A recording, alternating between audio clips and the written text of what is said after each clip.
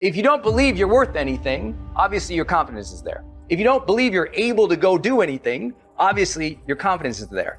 Psychologists often call this self-efficacy, right? You just don't feel like you can, be efficacious or be a person who gets things done in the world because you don't believe in your ability. And last, confidence has a lot to do with your perception of where you'll be in the future.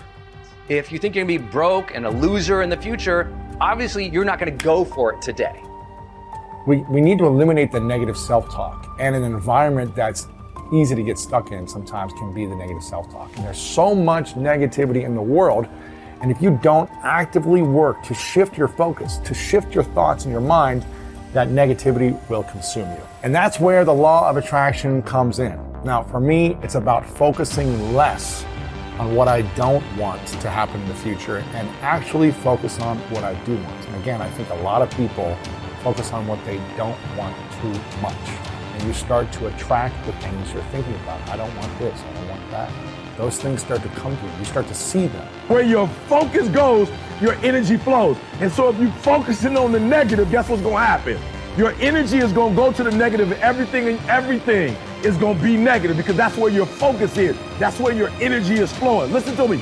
If you think about that thing, you concentrate on winning. You concentrate on dominating. Listen to me. Whatever you focus on, when your focus goes, your energy flows. And so we going to think about what we're thinking about. You hear me? We're going to think about what we're thinking about.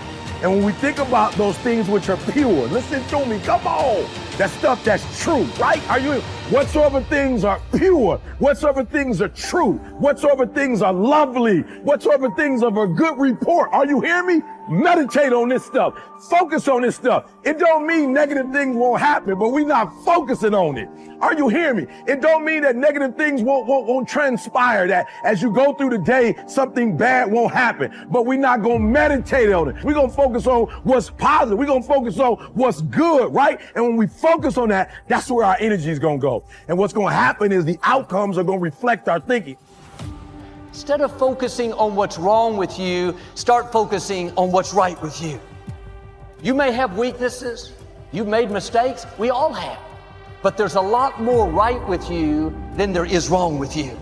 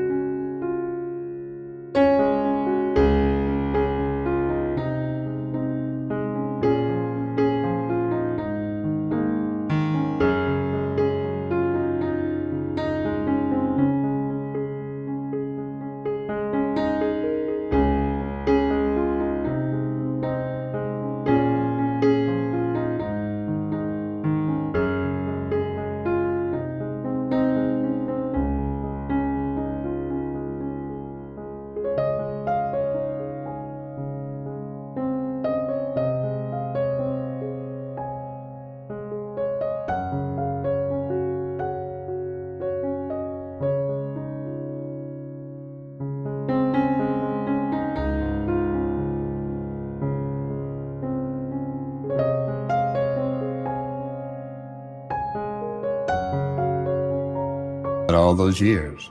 The Bible says, as a man thinketh in his heart, so is he. So if you don't like what's going on around you, maybe you should ask yourself the question, what am I thinking about? What do I think about myself? What do I think about other people? Because what we think about is really what controls us.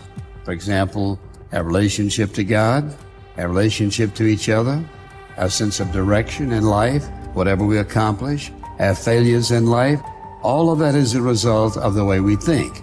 And oftentimes we forget that this is the control tower, that everything else is a result of how we think, controlling our thoughts, because this controls everything. And that's where our thoughts are from. How do I control this control tower of my life? One of the ways you overcome whatever that sin is in your life or whatever's going on, one of the ways you overcome this thinking is by asking yourself some very impacting questions. Not just questions, but questions that'll make a difference in your life. And I would just encourage you to write these down. You ask yourself these questions about whatever you're thinking. And the first question you ask is this: where will these thoughts lead me? Where will these thoughts lead me? If I keep thinking the same thing, well, it's going to lead you somewhere. Very important question. If I keep thinking this, where's it going to lead me? Another question is, will these thoughts get me where I want to go? Then you have to decide, where do I want to go? Where do I want to go in life? Will what I'm thinking get me where I want to go? And if you say, I'm just not important, I'm a nobody, I don't have any gifts and talents and skills in life, give yourself a lot of excuses, you won't get anywhere. So you have to ask yourself the question, if I keep thinking this, where will this get me in life? Then ask yourself the question, are these thoughts scripturally acceptable? In other words, let's say, for example, you're sitting in front of the TV and something comes along, you know it's not right. And the world is full of pornography. And pornography is the world's photography. They have diluted the truth, and they put all kind of stuff out there for people to watch. And you ask yourself the question, are these thoughts scripturally acceptable? And here's somebody committing some sexual act on television or whatever you may watch. Are these things acceptable scripturally? No, they're not. Then you shut it down, cut it off. In other words, you don't watch. You do not have to watch what you know is not right. You can shut it down. Somebody says, but I'm so weak. You're weak because you're talking about being weak. You don't have to be weak. You have the Spirit of God within you who will enable you to do whatever is necessary to overcome whatever is there. So what we're doing is giving these questions and saying, let's look at reality. What's reality? Reality is, where will these thoughts lead me? I have to answer that question. Will these thoughts get me where I want to go? I need to answer that question. Are these thoughts scripturally acceptable? I can answer that. Will these thoughts build me up or tear me down? And they're going to do one of the two. They're not neutral. Our thoughts are going to build us up or tear us down. When you sit through this message, these thoughts ought to build you up, not tear you down. When you look and listen to stuff that you know is not right, ungodly, unscriptural, sensual, whatever it might be, you know the real truth is they're going to tear you down spiritually. So you have to decide whether you're going to watch, look, or listen to your friends or whatever they're saying, because they're going to have some impact in your life. And then, could I share these thoughts with someone else?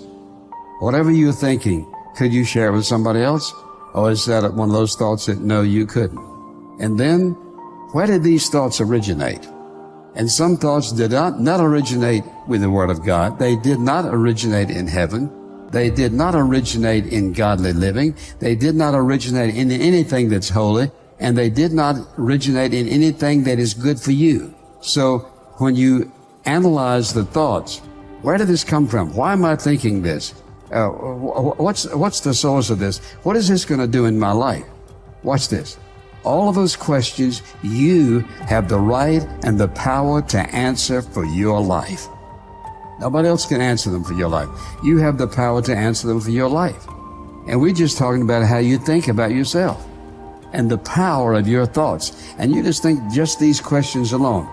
And then the question is, do I feel guilty thinking these thoughts? Well, you know the answer to those things. You know, for example, if you thought about taking something that didn't belong to you, how would you think about it? You should feel guilty. If you don't feel guilty, you have a major problem. Then you need to think a little deeper. Have I ever been saved? What's going on in my life? So we said your thought life is in your mind. This is the control tower of your life. And because it is, we make the decisions and we suffer the consequences, or we glean the blessing of making right decisions in life. Whether it's about money, or whether it's about marriage, or whether it's about sex, or friendship, relationship. Here's where it all starts. And this is going to control your life. And the truth is, all of us up to this point in our life, where we are is a result of how we've been thinking all these years. So this is, I think, why people are so obsessed in some sense with the search for fundamental meaning. It's because you want to be able to associate. So imagine, this is a good story. So you can imagine two people laying bricks. They're building a gigantic wall, and the one person thinks, oh my God, this wall is going to take 100,000 bricks, and I'm laying one at a time, and I'm wasting my life away, trivially adding to this gigantic brick wall. And what am I doing? This is absolutely miserable, brick by brick. And the other person thinks, in 300 years, this is going to be a cathedral. And so the person in the second state is doing exactly the same thing at a local level, laying bricks, but each brick is related to a very high goal. And that means the reward that's attendant upon the laying of the brick is proportional to the goal, to the aim of the entire behavioral process. And so it seems to me, so if you're aimless and goalless, and I know you've done some work on goal setting, if you're aimless and goalless, then you can't elicit any positive emotion. And if your goals are fragmented, which is also what happens if you're aimless or your goals lack unity, if your goals are fragmented, then no given behavioral manifestation can elicit any dopaminergic reward because it's not a step forward to anything desirable. And so there's no positive emotion. And so you can't learn. Well, according to your account, I didn't know that. See, I didn't know that when you put yourself in a state of apprehension in relationship to a valued goal, that your neuroplasticity improves and you can learn better. That's very, very cool. So, because I just developed this app for writing called Essay. And one of the things we do, we tell people that when they sit down to write an essay, that's the most important thing you have to do is you have to have a question in mind that you regard finding the answer to as worthwhile. Otherwise, the whole exercise is a lie. So even if you're assigned a topic, you have to find something within the topic that grips you and provides you with the motivation that's appropriate to move forward with the essay, with the attempt. And it is a lie otherwise. You're wasting your words. You're engaging in futile activity. And you're going to write something dull and terrible, and it's going to frustrate you and bore you while you're doing it. And that's because your own nervous system is telling you that you're participating in something that you have no belief in. And so, but if you're gripped by the questions, like, God, I really want to answer this question, it's like, well, you're in a perfect condition to begin to write an intelligible essay because you actually want the answer. And then the writing exercise is going to be gripping because you're grappling with a real mystery. And that's so cool if doing that also puts you in a state where you're much more likely to learn, which makes sense, right? Because if you're doing something important and you seem to be moving forward, that's a really good time to learn.